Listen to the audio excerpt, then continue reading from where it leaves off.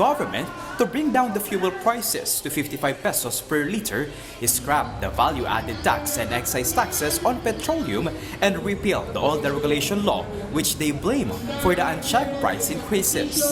Piston President Modi Floranda criticized the government's choice of fuel subsidies and cash assistance as temporary relief. He claimed that the aid can only stretch a day and a half, as diesel nowadays sell for an average of 120 pesos per liter in Metro Manila. Other allied groups, including Manibela, also joined the protests.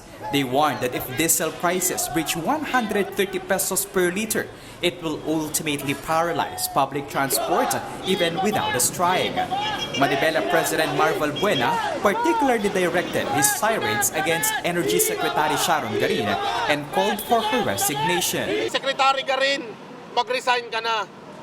Parang awa mo na. Ipinagtatanggol ni Secretary Garin itong mga oil companies. Nilagay kayo, niluklok kayo sa gobyerno para sa taong bayan. Hindi po kayo para sa taong bayan, hindi po kayo para sa mga tsuper. Kayo po ay nananatiling spokesperson ng mga oil companies. Hindi po nakakabuhay, nakakamatay po.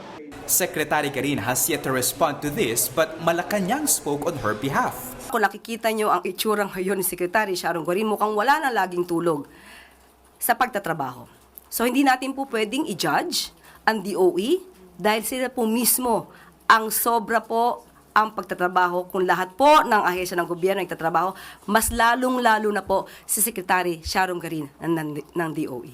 On Wednesday, March 25, President Bongbong Marcos signed into law the bill which gives him the authority to suspend excise tax on fuel.